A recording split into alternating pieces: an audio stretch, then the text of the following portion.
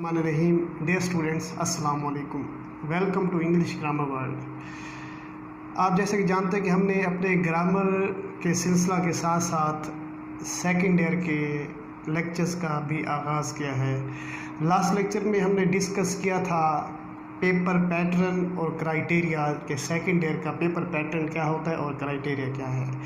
आज हम जो है इंशाल्लाह फर्स्ट लेसन जो है सेकंड ईयर का द डाइंग सन वो स्टार्ट करने जा रहे हैं। The dying sun sir James Jeans ने ये लेसन लिखा था। Sir James Jeans. तो सबसे पहले इस लेसन को स्टार्ट करने से पहले हम राइटर के बारे में थोड़ा जान लेते हैं। सर जेम्स जीन्स का तारुफ देखते हैं। देखिए, मैंने यहाँ पे लिखा है, इसको बयान किया है। सर जेम्स जीन्स ने ये लेसन जो लिखा था द डाइंग सन, इस लेसन के अंदर सबसे पहले जो है उनकी डेट ऑफ बर्थ और डेट ऑफ डेथ जो है वो बयान की गई है। 1877 टू 1946 यानी 1877 में वो पैदा हुए और 1946 में उन्होंने वफ़ात पाई। ये आपने डेट ऑफ बर्थ और डेथ उनकी याद रखनी है। ये पेपर में क्वेश्चन आपसे पूछा जा सकता है। उसके बाद आगे हम देखते हैं सर जेम्स जीन्स का तारुफ। सर जेम्स जीन्स का जो पूरा नाम था उनका नेम था सर जेम्स हॉपवुड जीन्स। ये उनका पूरा नेम था। सर जेम्स हॉपवुड जीन्स ये उनका पूरा नेम था। ये आपने इनका पूरा नेम भी याद रखना है। उसके बाद आगे बयान किया गया English physicist, astronomer and mathematician. अब सर जेम्स जीन्स जो थे वो ब्रिटिश मैथमेटिशियन भी थे, फिजिस्ट भी थे और एस्ट्रोनॉमर भी थे। ये तीन मतलब उनकी क्वालिटीज़ अपने याद रखनी है। That he was physicist, astronomer and he was mathematician. ये तीनों आपने याद रखने। उसके बाद आगे जो है studied at Cambridge and Princeton university. उनकी एजुकेशन के बारे में ज़रा गौर से देखिए, मैंने यहाँ पे लिखा है कि studied at the Cambridge and Princeton university, कि उन्होंने कैम्ब्रिज और प्रिंसटन यूनिवर्सिटी में अपनी एजुकेशन हासिल की। ये भी आपने इसको माइंड में रखें, ये भी क्वेश्चन आपसे पूछा जा सकता है।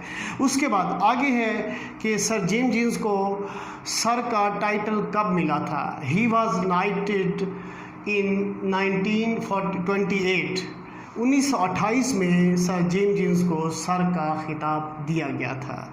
ये तो हो गया उनका मुख्तसर तारुफ। अब उनकी बुक्स की बात करते हैं। सर जेम्स जीन्स ने कुछ बुक्स लिख दी, जो बुक्स में से मैंने 2 बुक्स का हवाला दिया है, उसको देखते हैं। और इस बात को करने से पहले उनकी एक और बात मैं दोहराना चाहूँगा कि सर जेम्स जीन्स की सबसे जो बेहतरीन खूबी ये थी कि उनका उनको कि ये एजाज़ हासिल था that he was the first to propose that matter is continuously created throughout the universe. ये नज़रिया उन्होंने बयान किया था। He was the first to propose that matter is continuously created throughout the universe, कि जो मादा है, जो मैटर है, वो पूरी कायनात में जो है वो कि मुसलसल पैदा हो रहा है। ये उन्होंने नज़रिया पेश किया था। उसके बाद आगे उनके बुक्स की बात करते हैं। बुक्स उनकी जो the mysterious universe, the universe around us, ये 2 बुक्स हैं जो इम्पॉर्टेंट है, जो इस लेसन के हवाले से हैं। द मिस्टीरियस यूनिवर्स, उसमें भी इसी का जिक्र किया गया है, और इसी तरह से द यूनिवर्स अराउंड अस, क्योंकि ये जो हमारा लेसन है द डाइंग सन, मरता हुआ सूरज या डूबता हुआ सूरज, इस लेसन के अंदर भी यही बयान किया गया है। क्रिएशन ऑफ यूनिवर्स, कायनात किस तरह वजूद में आई, उसमें ज़िंदगी का वजूद कैसे हुआ, और क्या ज़िंदगी इस कायनात में कहीं यूनिवर्स जो है वो ज़मीन के अलावा कहीं पर वो वजूद में है या नहीं है, इसका जिक्र किया गया यहाँ पे। अब देखते हैं लेसन को। इंट्रोडक्शन टू द डाइंग सन। अब सबसे पहले ये आपको बात बता दूँ कि ये जो डाइंग सन है ये एक्सप्लोरेटरी ऐसे है। एक्सप्लोरेटरी ऐसे क्या होता है? ये एक तहकीकी मजमून होता है जिसमें हम किसी भी रिज़ल्ट की परवाह किए बग़ैर, किसी रिज़ल्ट की कोशिश किए बग़ैर जो हम एक एक्सपेरिमेंट करते हैं, उस चीज़ के बारे में तहकीक करने की कोशिश करते हैं, तो उसको कहा जाता है एक्सप्लोरेटरी ऐसे। A struggle to examine an idea or experience without attempting for result। ये बात अपने माइंड में रखनी है कि नहीं, एक एक्सप्लोरेटरी ऐसे होते हैं जिसमें हम किसी रिज़ल्ट की परवाह किए बगैर, उसकी रिज़ल्ट की कोशिश किए बगैर किसी चीज़ का एग्ज़ामिन करते हैं, किसी चीज़ का जायज़ा लेते हैं, उसमें कुछ एक्सपेरिमेंट करते हैं, तो उसको कहा जाता है एक्सप्लोरेटरी ऐसे। अब इसमें लेसन स्टार्ट करते हैं। लेसन में सबसे पहले जो है फर्स्ट पैराग्राफ के अंदर जो चीज़ बयान की गई है वो है comparison between stars and earth. Stars और अर्थ के दरमियान कंपैरिजन किया गया है। राइटर ये कहते हैं, सर जेम्स जेम्स ये कहते हैं कि हमारी जो कायनात है इसके अंदर जो सितारे हैं वो कुछ जो है मतलब छोटे हैं और कुछ बहुत बड़े हैं, और कुछ इतने बड़े हैं कि that 100,000 of earth can be packed inside each, कि इसमें लाखों करोड़ों की तादाद में जो है ज़मीनें उसके अंदर समा सकती हैं, और फिर भी उसके अंदर स्पेस बच सकता है। यानी सितारे कुछ इतने बड़े भी हैं। तो वो वास्टनेस के लिहाज से कह रहे हैं कि सितारों के साइज़ के लिहाज से कह रहे हैं that stars size of stars is big enough, इतना बड़ा है कि उसमें काफ़ी सारी ज़मीनें यानी लाखों करोड़ों की तादाद में ज़मीनें उसके अंदर समा सकती हैं।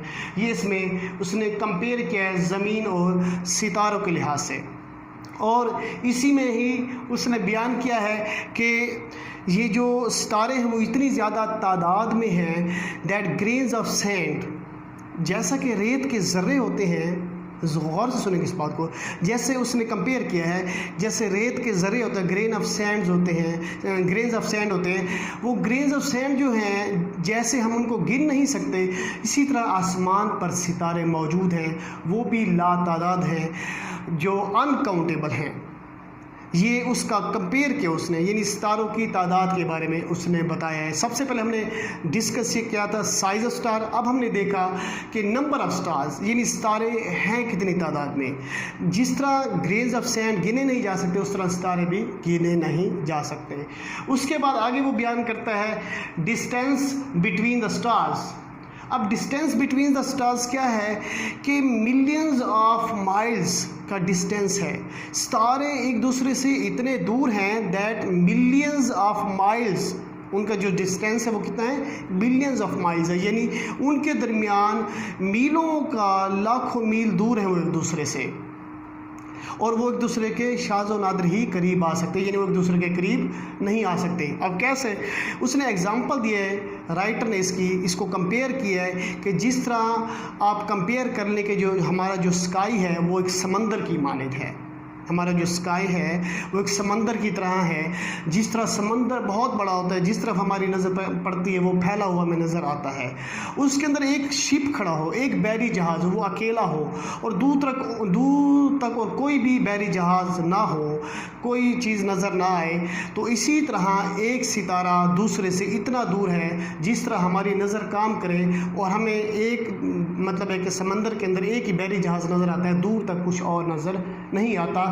तो इसी तरह एक सितारा दूसरे सितारे से बहुत दूर है कि हमारी अगर नज़र काम करे तो वो उससे बहुत काफ़ी दूर है। बाज़ार हमें दिखाई देने में बहुत करीब नज़र आते हैं, लेकिन जब हम उसको आसमान के लिहाज से देखते हैं तो उनका जो डिस्टेंस है वो इस तरह है कि वो मिलियन माइल्स दूर है एक दूसरे से। उसके बाद क्रिएशन ऑफ अर्थ है कि ज़मीन कैसे वजूद में आई, ज़मीन कैसे वजूद में आई।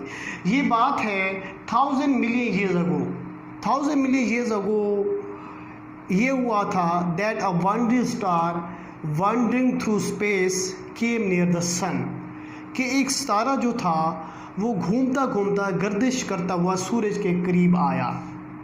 अ wandering star wandering through space came near the sun, जो ही वो सूरज के करीब आया तो फिर क्या हुआ, उसके ऊपर रेडिएशन पड़ी, सूर्य की शुआएं पड़ी, and it change into a big mountain. वो जो सितारा था उसने एक बड़े पहाड़ की शक्ल अख्तियार कर ली।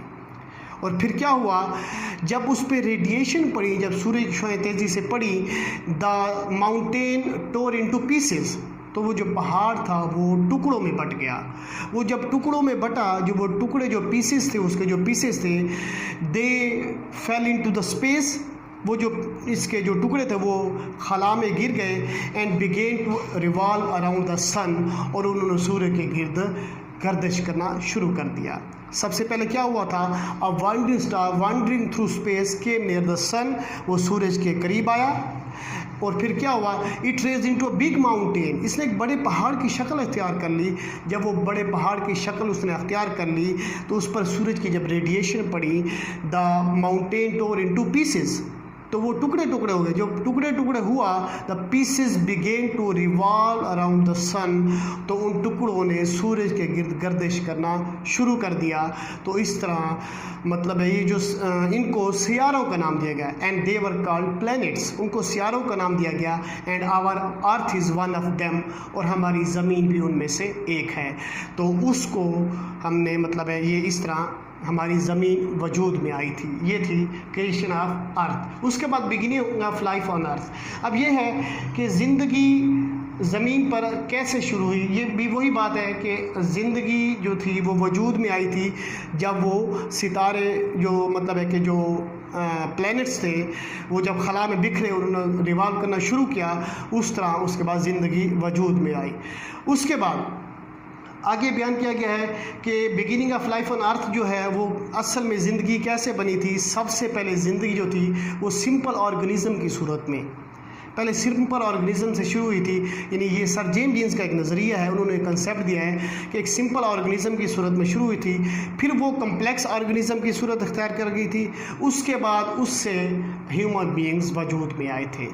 ये सर जेम्स जीन्स का नज़रिया है कि सबसे पहले ज़िंदगी सिंपल ऑर्गेनिज्म में, फिर उसके बाद कम्प्लेक्स ऑर्गेनिज्म में, उसके बाद ह्यूमन बीइंग्स बने थे, यानी इंसानों का वजूद सामने आया था। उसके बाद यूनिवर्स इज सो फ्राइटनिंग। अगला जो पॉइंट हमारा है वो ये यूनिवर्स इज सो फ्राइटनिंग, हमारी कायनात बहुत ही फ्राइटनिंग है, खौफनाक क्यों महसूस होती है, क्योंकि इसमें लिटलनेस है, छोटापन है। इस कायनात के अंदर छोटापन ये है कि हमारी ज़मीन जो है सिर्फ ज़मीन पर ही ज़िंदगी का वजूद है, ज़मीन के अलावा किसी भी सितारे पर या सयारे पर ज़िंदगी वजूद में नहीं है। तो इस वजह से हमें लोनलीनेस महसूस होती है, यहाँ पे लिटलनेस और लोनलीनेस महसूस होती है कि यहाँ पे लोनलीनेस क्यों है कि क्योंकि ज़मीन के अलावा ज़िंदगी कहीं पे वजूद में नहीं है, इसलिए इस कायनात के अंदर हमें लोनलीनेस महसूस होती है। ये है सो फ्राइटनिंग। उसके बाद है जी नेसेसरी कंडीशंस फॉर लाइफ। अब ज़िंदगी के लिए ज़रूरी चीज़ें क्या हैं, necessary conditions for life.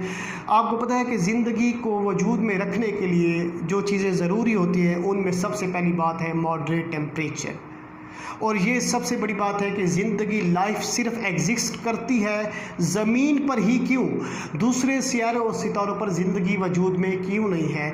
Because some stars are so hot that their life will be melt, अगर वहाँ पर ज़िंदगी हो तो वो पिघल जाएगी। And some stars are so cool that their life will be frozen, वहाँ पे ज़िंदगी जम जाएगी। कुछ तारे इतने गर्म हैं कि वहाँ पे ज़िंदगी पिघल जाएगी, और कुछ तारे इतने ठंडे हैं कि वहाँ पर ज़िंदगी जम जाएगी। इसलिए दूसरे सितारों पर ज़िंदगी वजूद में नहीं आ सकती, क्योंकि ज़िंदगी के वजूद में आने के लिए मॉडरेट टेम्परेचर ज़रूरी है, और वो सिर्फ अर्थ पर ही है, ज़मीन पर ही वो मतलब मॉडरेट टेम्परेचर है जिसकी वजह से लाइफ एग्जिस्ट करती है।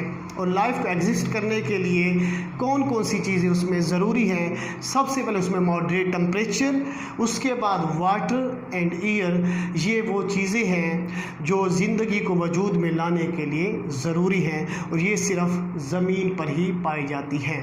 तो ये हमारा फर्स्ट लेसन था स्टूडेंट्स, द डाइंग सन, जिसमें क्रिएशन ऑफ यूनिवर्स के बारे में बयान किया गया है। उम्मीद है कि आपको इसके बारे में समझ आ गई होगी। अगर कोई भी आपको इस मतलब कोई कन्फ्यूजन है तो आप कमेंट्स में पूछ सकते हैं, आप सवालात कर सकते हैं, और इंशाल्लाह फिर नेक्स्ट मतलब है कि लेक्चर में एक नए लेसन के साथ मिलेंगे। तब तक अल्लाह हाफिज़।